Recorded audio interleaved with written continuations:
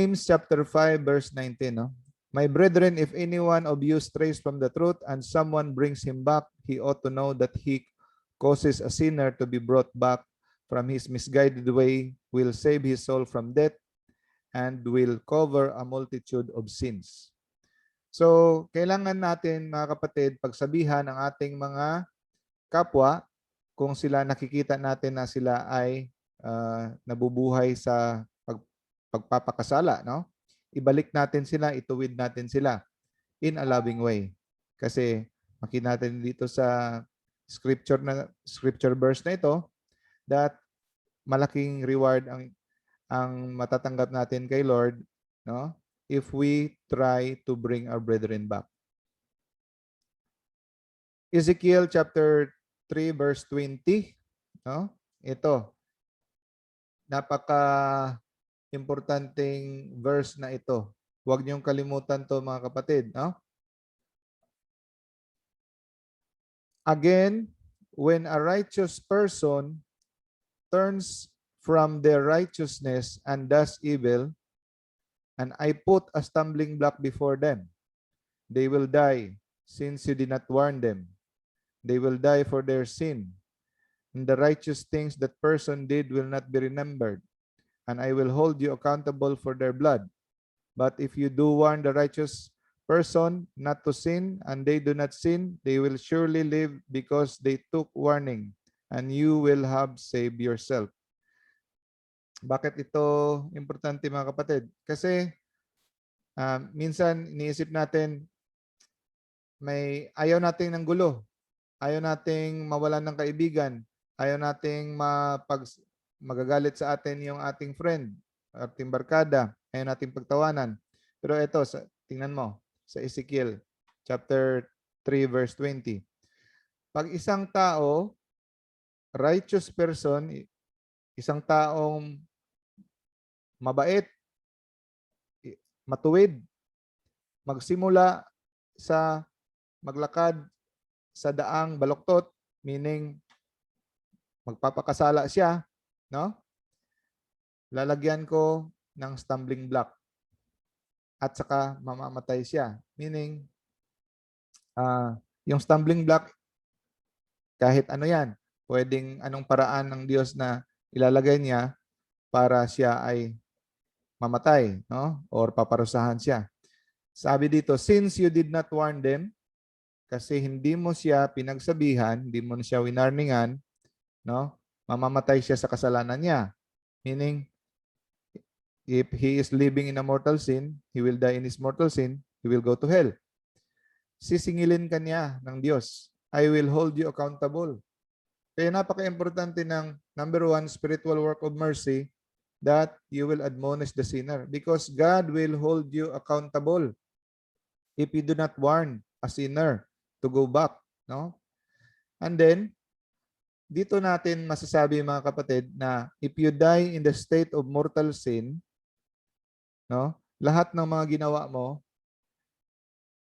if you die in the state of mortal sin na hindi ka naka-repent, hindi ka naka-confess, hindi mo nabawi, you cannot enter the kingdom of heaven, no?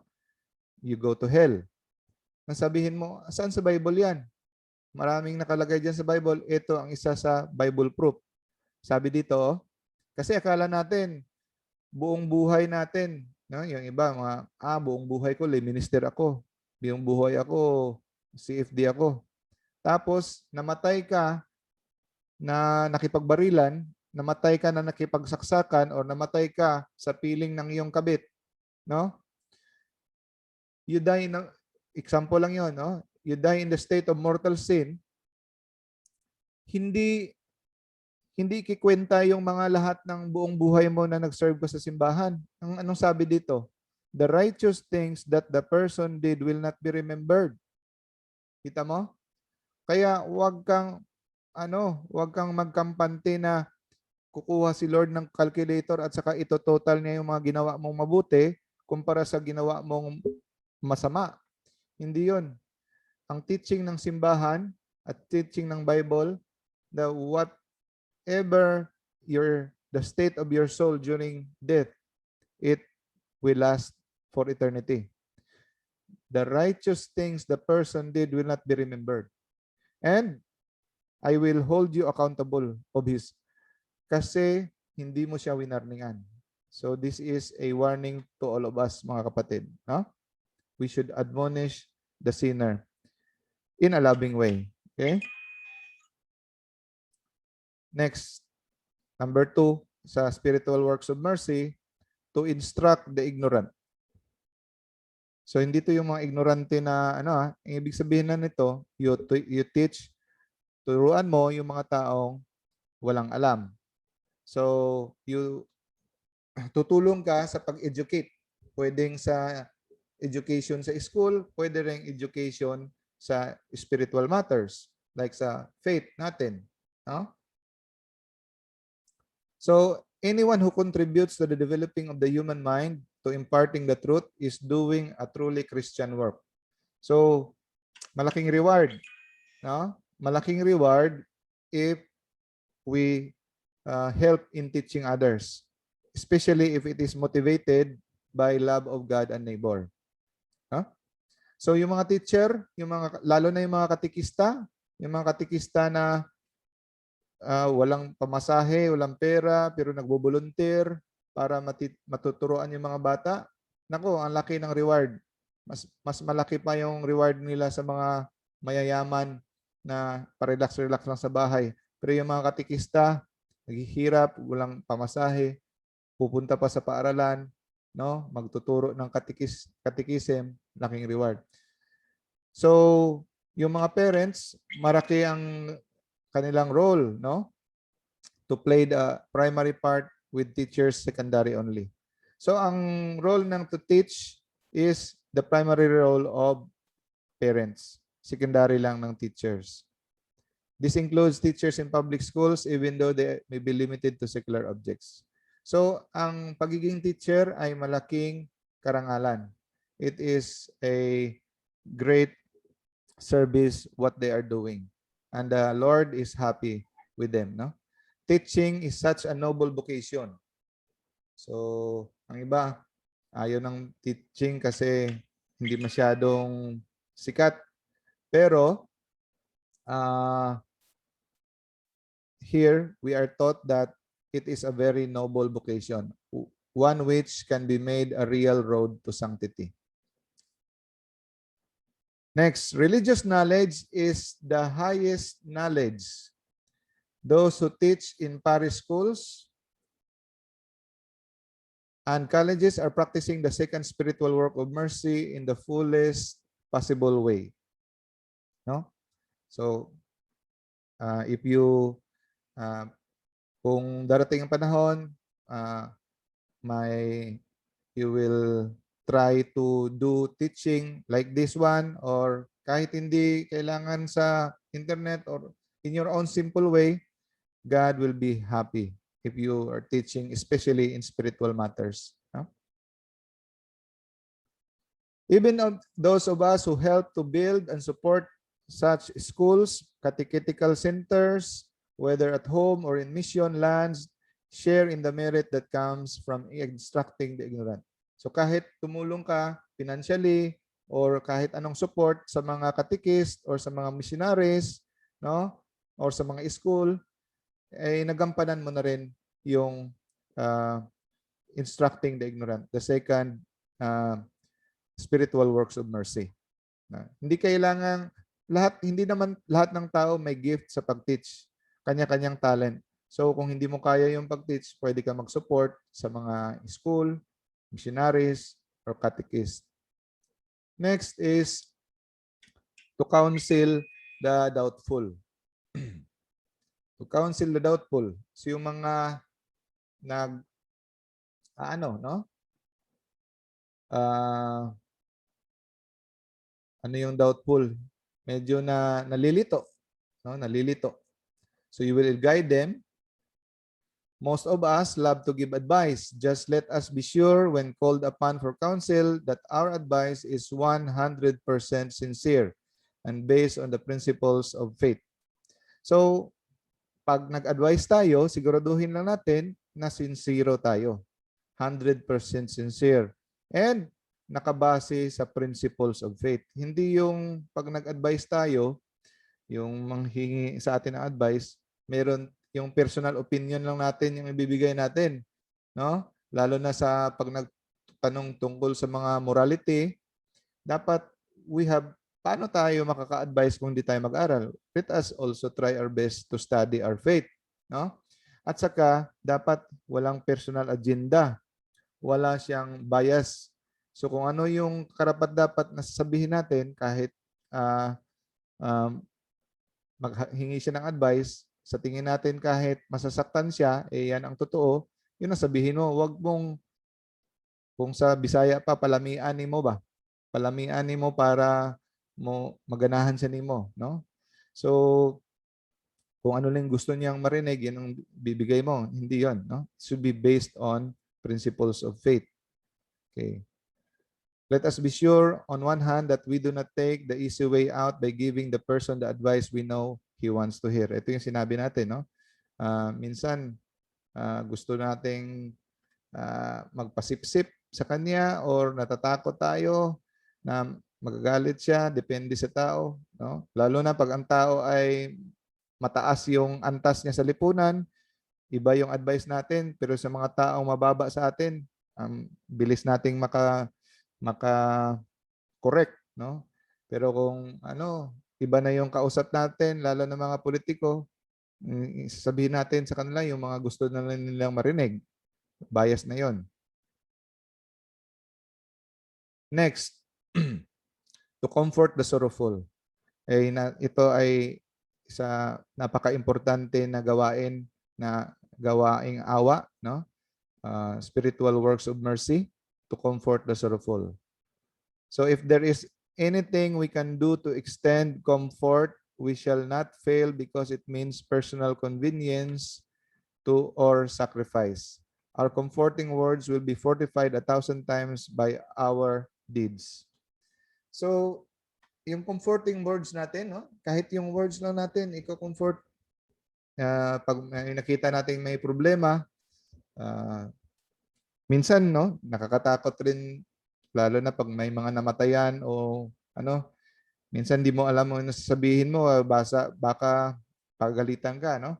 Pero pag you try your best na to reach out and then give some comforting words, no?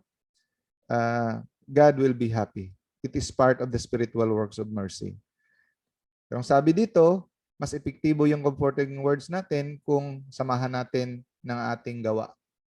Anong ibig sabihin ng gawa? Kung may matutulong ka, physical, financial, or ano ba dyan, support, mas maganda kung may matutulong ka. Kasi kung words lang, sometimes it will be empty, no? Walang saysay kung words lang, kung may kaya mo namang itutulong pero magdadamot ka. Next, to bear wrongs patiently and to forgive all injuries. This is part of the spiritual works of mercy. So magiging pasensyoso ka, no? Sa mga may sala sa iyo. So dito sa mundo, hindi ka talaga makakasurvive, hindi makukumpleto ang buhay mo kung walang taong magkakaatraso sa iyo. So one way or another, lahat tayo makaka-experience na tayo ay magawa ng mali ng iba, no? So abnormal 'yan na puro smooth sailing lang, no? Kasi this world has a lot of evil, no? So if mas madali ka magbigay ng pagpatawad at saka pagpasensya, you are doing that fourth already, no? Or third spiritual works of mercy, to forgive all injuries.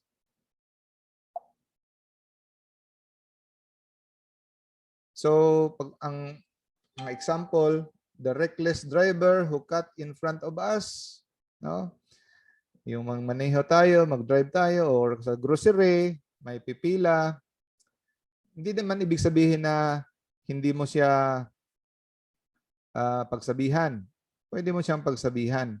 Pero yung puso mo dapat madaling magpatawad, no? Hindi naman sabihin na magpapaabuso ka. Pwede mo siyang pagsabihan na pumila or ano, pero ang puso natin dapat at saka ang isip at saka puso madaling magpatawad. Especially the friend who betrayed us, yung yung betray, ano bang betray sa Tagalog? Kahit sa Bisaya, hindi ko alam yung betray. Pero alam niyo na yung betray, di ba? Parang tinraidor ka, no? Tinraidor. So, ang pinakamasakit sa betray or pagtatraidor ay hindi ginagawa ng kaaway. Parati, ang pagtatraidor ginagawa ng kaibigan, no? So, mas masakit yan actually, no? So, kahit yan, dapat papatawarin mo, no? The neighbor who spread lies about us. Yun. Pinagchichismis ka, wala kang ginawa, sira pangalan mo, no? Ay, napakasakit. Ang sarap hindi patawarin talaga, no? Imagine, pinakaiingatan mong pangalan, ilang taon mong pinundar yung reputasyon mo, yung pangalan mo, tapos sisirain lang ng ilang segundo, no? So, ang sarap magtanim ng kawayan, no? Pero yan ang utos sa atin, spiritual works of mercy, to forgive all injuries, no? To be merciful. At saka yung clerk who cheated on us, lalo na yung mga pinagkakatiwalaan natin na sa trabaho, tapos pinagnakawan tayo or tayo ay um, giilad ta. So kaning ilad sa Bisaya, sa Tagalog. Niloko tayo, no? So ang hirap, no? Okay. Dapat hindi tayo pwedeng ang ano ba ang hate sa Tagalog? Galit. Ang problema sa Tagalog minsan limitado ang ano, no, ang term. Sa English, dalawa, merong anger, merong hate. Magkaiba yan, hindi yan parehas. Pero sa Tagalog, magalit, siguro galit is anger, no? Ang hate is pagkamuhi. Ayun, magaling na ako magtagalog. Pagkamuhi yung hatred. Okay. Ang sabi dito sa 1 John chapter 3 verse 15, anyone who hates another brother or anyone who hates his brother is a murderer. Tandaan niyo yan. Pag ikaw ay sa Bisaya magdumot or magkamuhi, no? You are a murderer. And no eternal life lies within you. No? So hindi ka liligtas. And you know that murderers don't have eternal life within them. So tandaan mo, hindi mo kailangan pumatay para mapunta sa impyerno. Pagkamuhian mo lang yung kapatid mo, ang kapwa mo, or you just magdumot ka. Okay? Dito, anong pagkaiba ng hunger, gutom yan. Anger at saka hatred. No? Anong difference? Ito. Yung anger, it is moved by passion. For example, nabasag yung baso. Tapos ng anak mo, tapos sinabihan mo wag paglaruan, tapos pinaglaruan, nabasag. Siyempre, ang instinct mo, magagalit ka. Or, bigla na lang kang sinampal ng isang tao. Siyempre, passion mo, magagalit ka. It is a momentary passion. That is anger. It is enkindled quickly. Sisimula siya. It is quick. And madali rin siyang mawala. Because it is moved by passion. Okay? Pag na ang taong gumawa ng mali sa iyo ay napunish, usually napapawi yung anger mo, no? Pag for example, pag nagsabi siya ng sorry, no? So nawawala. It goes away when punishment is afflicted to the sinner. Okay, that is anger. And then, sometimes, anger, nagsisisi ka kung bakit ka nawala yung pasensya mo. Sumigaw ka rin. Minsan, no? Nasisisi ka kasi usually anger is moved by passion. It is not sometimes controlled. No? Okay. That is anger. At saka, ang anger, hindi always kasalanan. Pag nabigla ka, yung mga ganon. No? Pero yung anger, minsan magiging kasalanan. Pero hindi always kasalanan ang anger. Ano yung hatred? Yung hatred, mga kapatid, ay disposition of the mind. So yung anger kanina, nadala ka ng yung passion, ng yung emosyon. Yung hatred, desisyon na talaga ng isip mo. Desisyon talaga ng isip mo is a disposition of the mind. It is not momentarily. Parang pinagplanuhan mo talaga na ikaw ay magkamuhi sa taong yan. Na ikaw ay magdumot sa tao. It lasts longer even after anger has passed. So, may nabasag. Tapos na, matagal na andyan pa rin. And then, it is clear-headed and calculating. So, pinagplanuhan talaga. No? Yan ang hatred. So,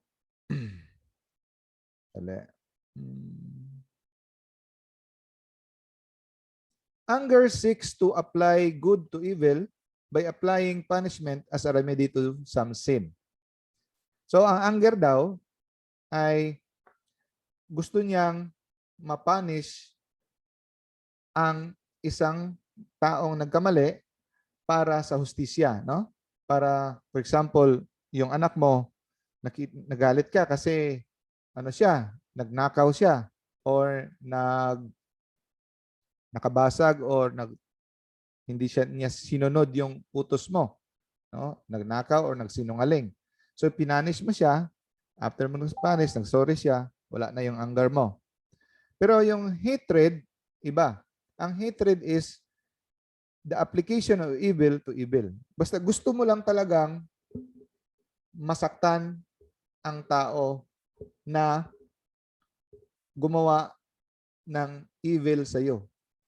So, application of evil to evil. Gusto mo siyang masaktan, hindi ka gusto na makorek ang sin. No? Ano pa? Ito pa ang difference. Anger desires ultimately the good for the other. So, ang nais mo ay madisiplina at saka matuwid yung tao. Kasi nagagalit ka kasi may mali siyang ginawa. Hindi maganda at saka matutuwid siya, you will bring punishment. Yung hatred, iba. Gusto mo lang talaga na simply desires what is evil and what is hurtful to another. So pag ikaw ay kinamumuhian mo ang isang tao, ginadumtan mo ang isa ka tao, no? Gusto mo lang siya masaktan, basta nag-i-enjoy ka lang na siya ay ma-destroy, gusto kang malugi or anything evil na mangyari sa kanya. Anger can be satisfied when the bad action is corrected. So, masatisfy na pag na-correct na yung bad action ng tao. Pero hatred, it can never be satisfied as long as the hated object exists. So, pag ewan ko lang kung naranasan nyo na, may nakikilala na ba kayong tao na nakamuhi sa inyo? Or ikaw ba yun? May kinamumuhian ka? Kahit wala na yung kahit it will never be satisfied. Kinukumusta mo parate, sinicheck mo kung kumusta na siya. Pag may narinig kang balita na hindi maganda sa kanya, natutuwa ka. Kung mas maganda pang mawala siya sa mundong ito, kinamumuhian mo siya. Yan ang hatred. Yung anger, masatisfy ka na pag siya ay nag-sorry or siya ay nagbago. Pero yung taong galit sa isang tao talaga ay kinamumuhian niya, he enjoys and he wants that person to fail, to suffer. Pwede pa nga kumawala siya sa landas niya, no? Okay. Anger is more focused on the man's unjust act. So, nakafocus ang anger sa ginawa ng tao na mali. Ang hatred, nakafocus siya sa tao mismo na kinamuhuyan niya. Hindi siya sa ano. So, kahit anong gagawin ng taong yon, basta hindi ko lang type ang pamumukha ng taong yan, hindi ko siya type, yun, mas matutuwa siya pag may mangyaring hindi maganda sa taong yan. Anger can be appeased by man's good action. Okay. So, mawawala ang galit ng isang taong nagalit kung ang tao ay may ginawa na maganda, mabuti. Siya ay nagbagong ng kanyang mga ugali or bumawi siya sa maling ginawa niya. Okay? Ang hatred,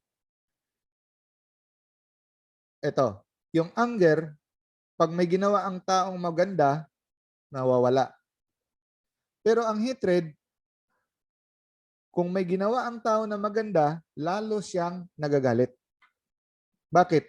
Kasi ang iniisip niya ay itong tao gumawa na maganda, ipokrito. He is just pretending to be good.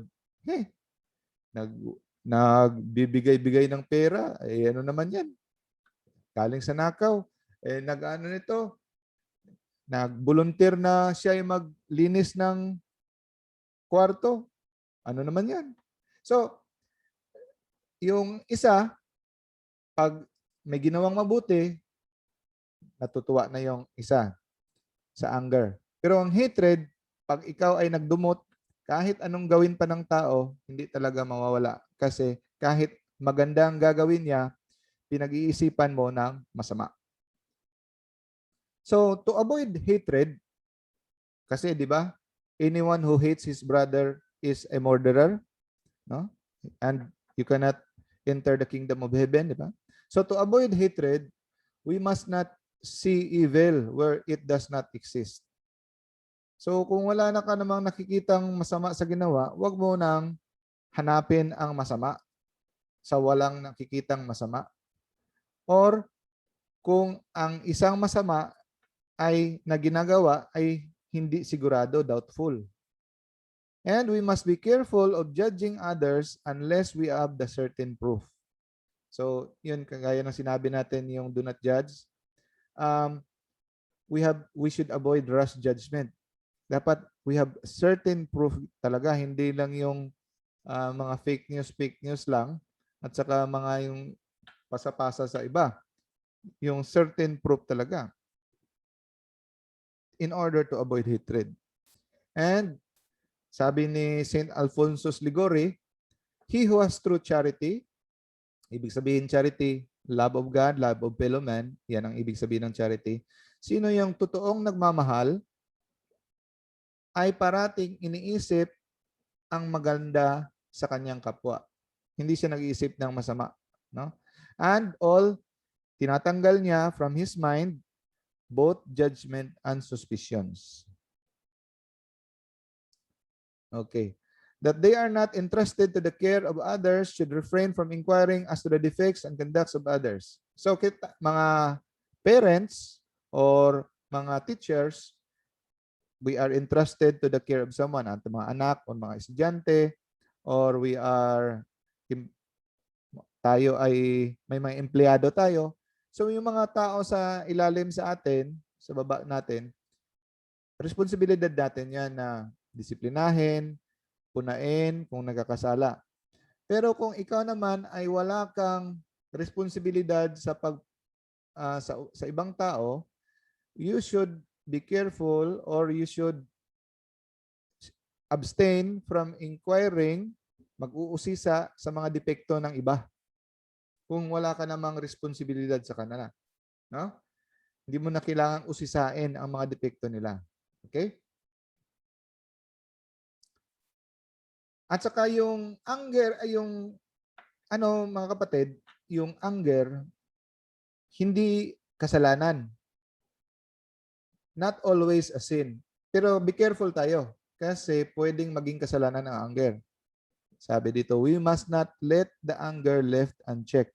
Sabi sa Ephesians chapter 4 verse 26 to 27, if you become angry, do not let your anger lead you into sin. So hindi automatic kasalanan ang anger because that is a emotion, no, placed there by God for justice, no? Pero wag mo hayaan yung galit mo mapupunta sa kasalanan. Do not stay angry all day. Oh, pwede ka magalit sandali pero wag buong araw. Wag mong hayaan ang devil na maka-take hold sa iyo, no? So, ang immoderate anger will always lead to hatred. Yan. Ang hindi na control na anger, tawag diyan immoderate anger, ay hahantong yan sa hatred.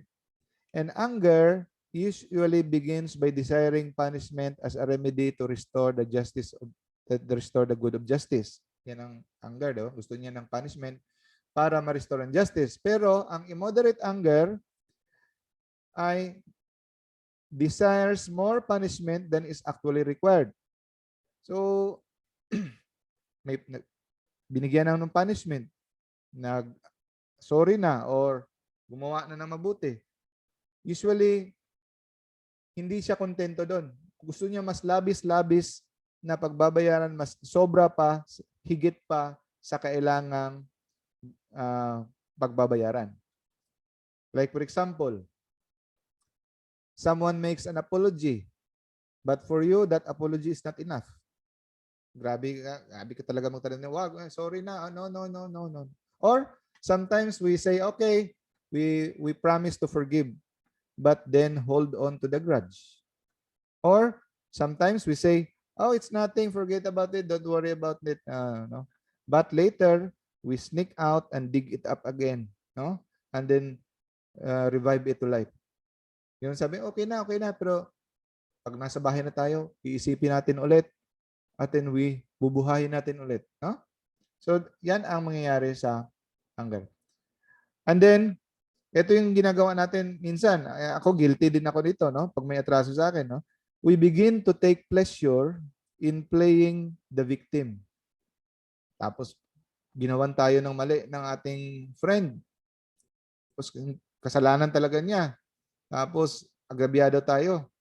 Tapos ibabalik-balik natin, parang sirang plaka, ibalik-balik natin sa mind na biktima talaga ako, kawawa talaga ako, grabing ginawa niya, kawawa talaga ako, no? So we take pleasure, we enjoy playing the victim. And we like to savor evil done against us. Parang para tayong bida, para tayong biktima sa pelikula, binabalik-balik na kinakawawa talaga tayo, kinakawawa. Lalo mo lang ginagalit ang sarili mo. Lalo mo lang nilalagay ang sarili mo to hate. And that is evil. No? So, it is in this that our love for God passes its supreme test. It is in that our love for neighbor proves itself to be genuinely supernatural. So, dito natin matetest ang ating pagkakristyano talaga mga kapatid. No? This is the supreme test. Ito yung pinaka-supreme test ng ating pagkakristyano in forgiving. No? So dito kung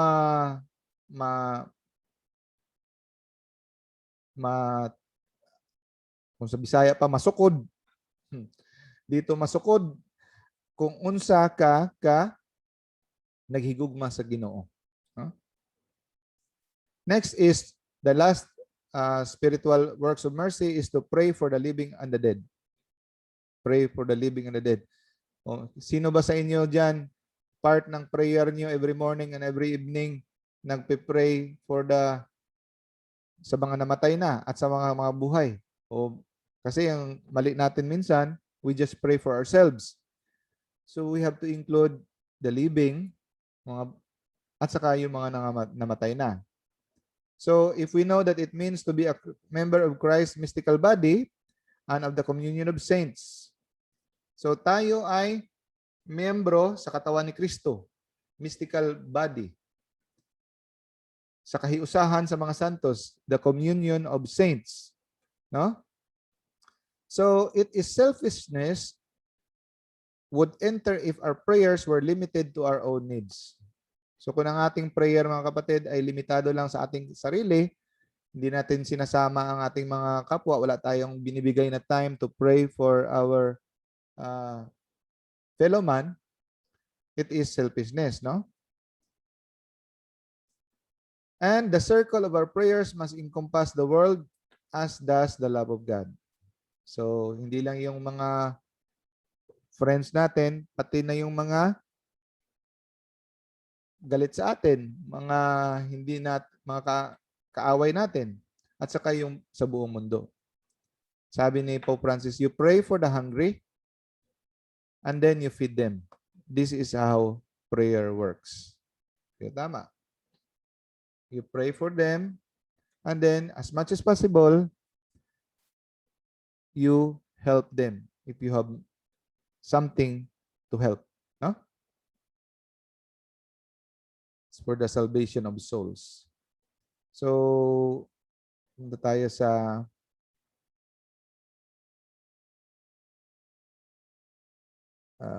keynote. Faith proven by deeds.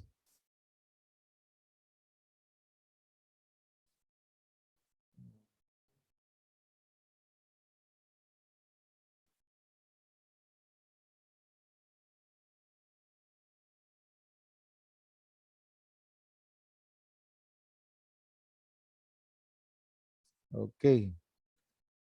Faith proven by deeds.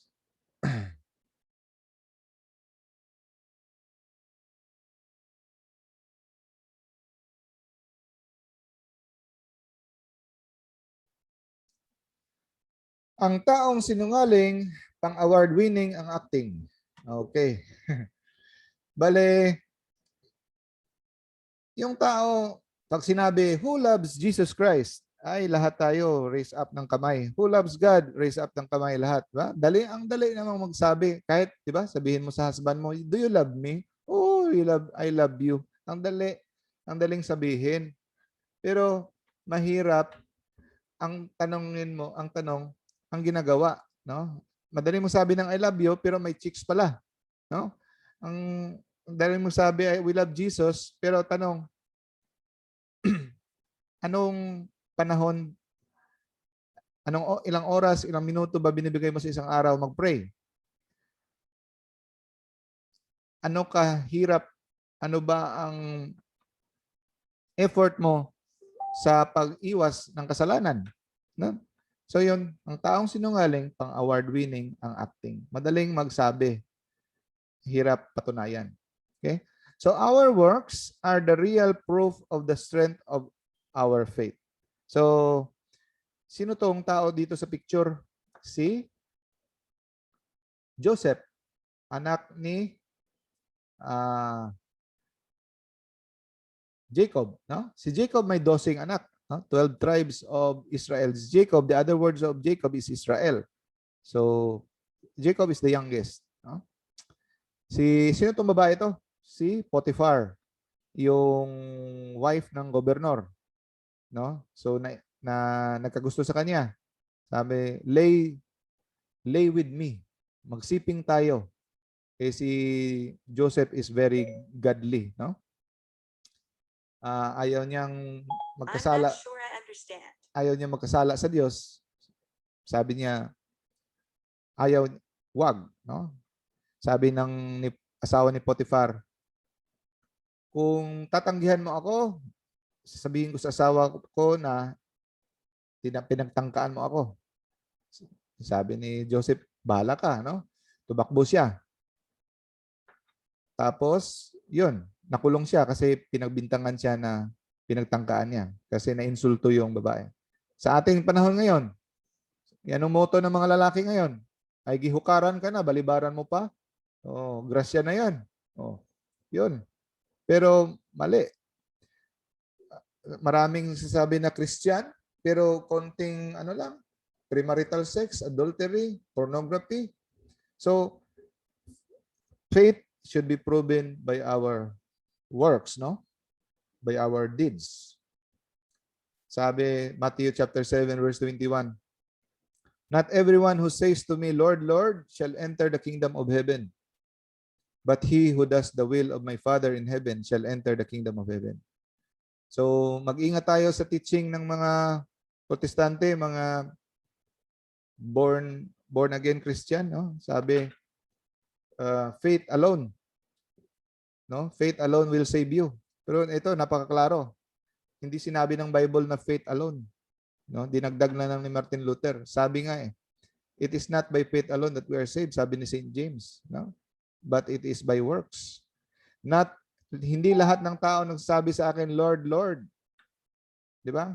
Minsan, iniisip natin, I believe in Jesus Christ. Sinabi ko na, Jesus Christ is my Lord and Savior. Naniniwala ako kay Jesus. Si Jesus ay nagpakamatay para sa akin sa cross. So siguro, kahit anitong mga ginagawa ko, maintindihan niya ako, dadalhin niya ako sa langit. Hindi. Ang sabi ni Jesus, si Jesus mismo nagsabi, no? Hindi lahat na magsasabi na Lord, Lord can enter the kingdom of heaven. Pero sinong gumagawa ng kagustuhan, kalooban, utos ng aking Ama sa langit, sila ang makakapasok. Yun. Kasi ang iniisip kasi ng mga Bible alone Christians na mga protestante, ibang sekta, mali yung pag-intindi nila sa word na believe. No? For God so loved the world that He gave His only begotten Son, that whoever believes in Him will not perish, but will have eternal life. Oh, sabi, believe. Kung ikaw ay naniniwala kay Jesus sa Kanyang anak, maliligtas ka. Mali na pag-intindi ng believe. Alam niyo ba yung ibig sabihin ng word na believe, mga kapatid? Ang believe ay, di ba, may word na live. Mabubuhay ka. Ikabubuhay mo si Kristo. Buong buhay mo, ibibigay mo. No? Sa Hebreo culture, yung word na believe is a loaded word. Hindi lang siya sa utak, kundi isa sa buhay mo talaga. Yung buong kalooban mo, buong kaluluwa, buong pagkatao mo, ibibigay mo sa taong pinaniniwalaan mo. No? So, para kang slave sa taong yun. Yun ang ibig sabihin ng believe. So, meaning ng believe, lahat ng kagustuhan niya, gagawin mo. Hindi yan hanggang utak lang na, I believe in Jesus Christ as my Savior. Mali yun. No? So, yun, doon nagkamali. Kasi kala nila ng believe ay hanggang sa utak lang. So, ang mga utos ng Diyos, di ba may papagawa at saka may mga pinagbabawal. Yan parati ang kautusan ng Diyos. Di ba? Yung 10 Commandments. Oh. Yung mali natin, mga kapatid, ang tingin natin, madalas, iniisip natin sa Diyos, parang judge na pag siya lang andun siya para siyang pulis, nandun sa langit, naghihintay kung tayo ay magkasala. Pag nagkasala, okay, kidlatan yan. Pag gumawa ng maganda, okay, bigyan ng gantimpala, bigyan ng jacket yan. Pag nagkasala, okay, oh, bigyan ng gaba yan. Oh. Akala natin sa Diyos natin ganyan, no? Pero hindi ganyan ang Diyos natin, mga kapatid. Hindi siya nag-i-enjoy na parang pulis na mga traffic na nagtatago sa corner pag nakita tayo, uy, huli ka. Parang nag-i-enjoy na makakita ng makahuli ng nagkamali. Hindi ganyan ang ating Panginoon. Ang Panginoon natin ay love. Ang mga utos ng Diyos, sabi ng iba, bakit ba si Lord ginawa tayo tapos bigyan tayo ng utos? Bigyan tayo ng mga commandment, tapos pag nagkasala dahil tayo sa impyerno, yan ang mga rason ng mga, lalo na mga hindi nakaintindi, mag-atheist na lang, no? Hindi nila naintindihan na ang mga batas ng Diyos, yung kanyang mga utos, ay an expression of His love and infinite wisdom. I-explain natin kung bakit. Paano natin nasabi na expression of love ang utos? O, di ba? Parang sa tingin natin yung mga utos niya na, na nalilimit yung kaligayahan natin. Gusto nating gumawa ng mga kahilayan, unlimited enjoyment, nalilimit. Paano naging love? Okay. Ito, example. Microwave oven. Yung microwave, kung gusto mong tumagal yan at saka magagamit mo ng maayos, dapat basahin mo manual yan. Kasi pag hindi mo binasa ang manual ng microwave, hindi mo alam gamitin, hindi mo mai-enjoy. Ang mahal-mahal ng bili mo ng microwave. Tapos, hindi mo alam paano gamitin, hindi mo ma-enjoy. For example, alam nyo ba ang microwave, bawal ang steel? Hindi pwedeng lagyan ng kutsara or foil. Kasi pag nilagyan mo ng steel, pag nag-init ka ng microwave na may kutsara, na iwan mo dyan sa loob or foil, sasabog. No? So, yun, uusok. So, kung hindi mo alam gamitin yung microwave, hindi mo ma-enjoy to the fullest. Mo maximize. So, yung utos ng Diyos, makikita natin sa banal na kasulatan, no? Ay nilagay niya para sa ating kaligayahan. Okay? So, the purpose of God's commandment is regulating man's own use of himself. Number 2, para sa ating relationship with God. And number 3, para sa ating relationship with our fellow man. No? So, ang mga kautusan ng Diyos, lahat yan para sa ating kabutihan. Para tayo, ang buhay natin ay matiwasay. Walang problema. O, sabi nga 99% sa ating mga problema ay ating ma-avoid kung sinusunod lang natin ang ating Diyos, ang kautusan ng Diyos. Yung bakit may 1% pa? Kasi yung 1%, mga bagay na hindi natin makontrol, no? Kasi merong evil dito sa mundo. So kung lahat ng tao sumusunod lang sa utos ng Diyos, wala sanang patayan, no? Wala sanang mga akusasyon, walang court hearing, no? Kung ang tao lahat sumusunod sa utos ng Diyos. Wala na sanang digmaan, hindi na kailangan ng army, no? So, ang lahat 'yan God in His wisdom put those commandments for our enjoyment. So, hindi na natin to kailangan tong mga gera kung lahat ng tao sumusunod. So, yung si God hindi killjoy, no? Hindi siya killjoy na nilagay niya diyan para malimit ang kaligayahan natin. Nilagay niya yan para sa ating kaligayahan. Wala na sanang mga gera, mga gutom, no? Mga genocide, no? Wala nang mga paghiwalayan, no? So sinabi ng Diyos, huwag mag-commit ng adultery. And then, commit tayo ng adultery. O di anong resulta? Ganyan. So pag nag-broken home, anong resulta? Yung mga bata, nagsasuffer. Wala ng guidance sa kanila. Magre-rebelde. Pupunta sa bisyo. Pupunta maglasengo. Lalaking kriminal. No? So lahat yan, pumasok yung evil dahil sa ating mga unang parents, no? Si Adan at saka si Eva at saka ating na panunod. We were made to love God here and hereafter. That is the purpose of our existence. That is where our highest happiness lies. So, ginawa tayo to love God in this life and the next. Yan ang pinaka-purpose ng ating existence. Huwag natin kalimutan yan. No? So, anong recipe? Ito ay picture ng recipe ng pagkain. No? Yan ang recipe ng buhay, yung mga commandments ni God. Pag binasa mo ang Bible, binasa mo ang kautusan ng Diyos at saka sinunod mo, your life will be happy 99% of the time. Kasi kahit anong sunod mo, may tao talaga na mga siraulo na mag-aagrabyado sa iyo, no?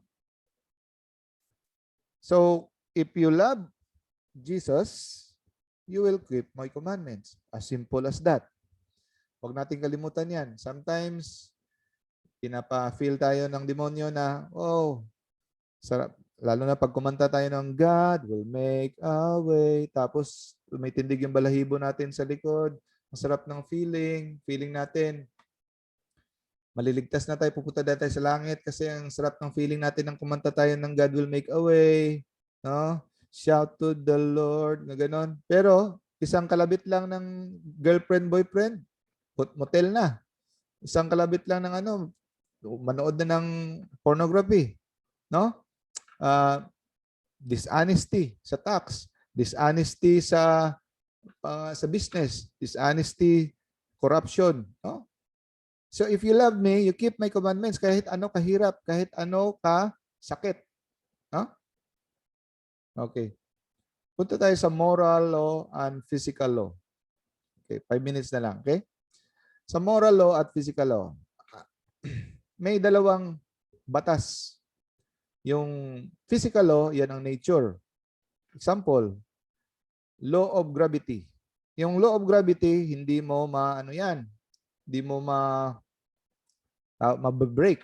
Hindi mo pwedeng i-violate.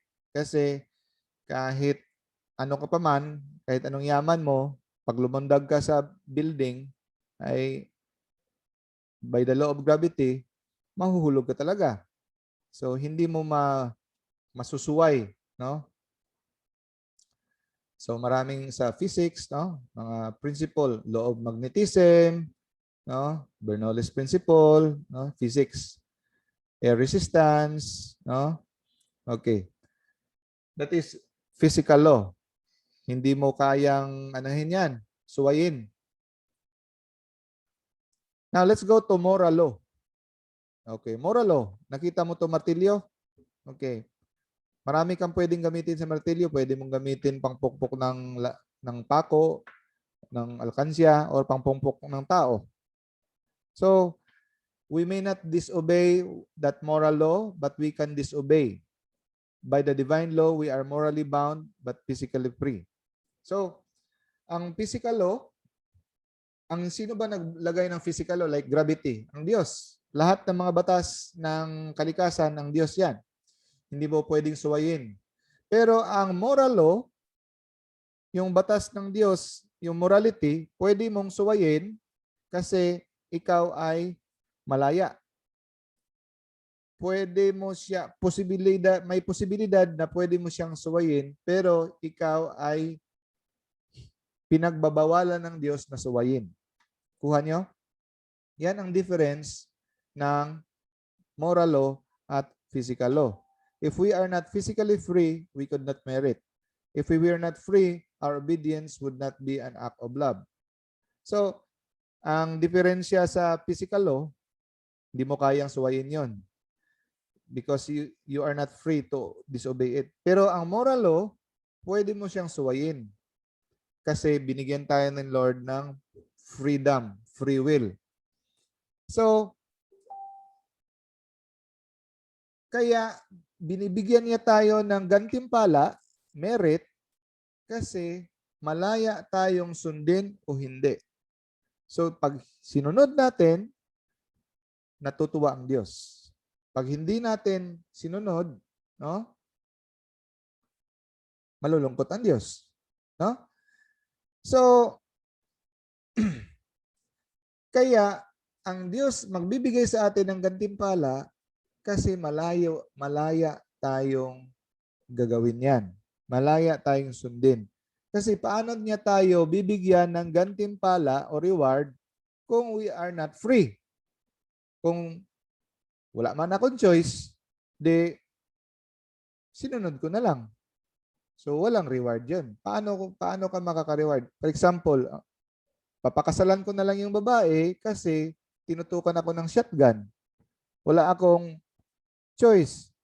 So, ikaw ng babae, matutuwa ka na pinakasalan ka niya dahil sa shotgun? Hindi. Kagaya din yan sa Diyos.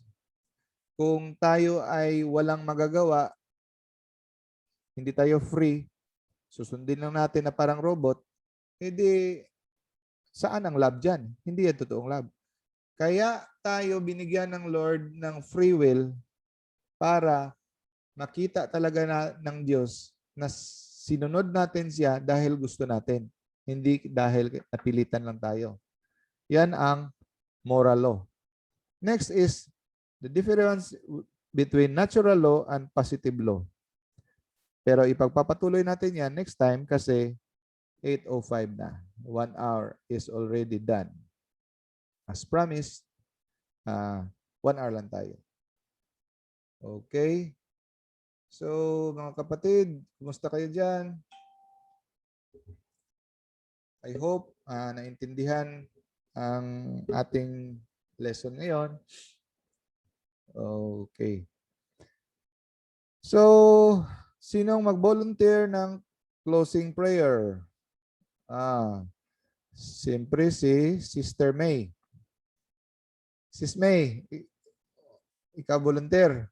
Volunteer pa ba yan? Hindi ka free. Wala kang freedom. Yung microphone mo, paki-open.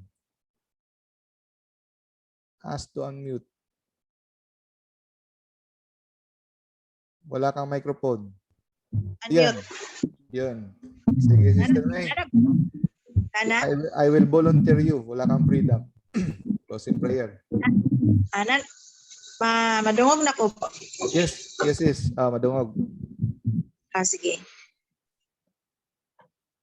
In the name of the Father, the Son, the Holy Spirit. Amen.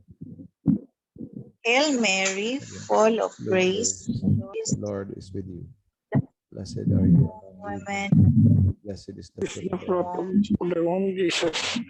Holy Mary, Mother of God, pray for sinners, now at the hour for death. Amen. In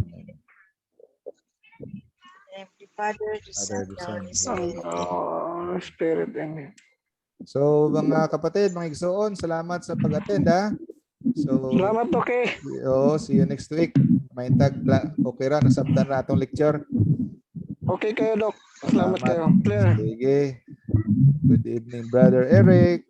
Good evening, Brother Lee. Good evening, bro. Thank you so much for this evening that you share with us. Salamat, Dok. Okay, salamat. So, see you next week, ha? Susunod na po, Dok. Ha? Susunod na po. Susunod na po. Thank you. Brad Bon. Okay. Bye. Sige. Bye.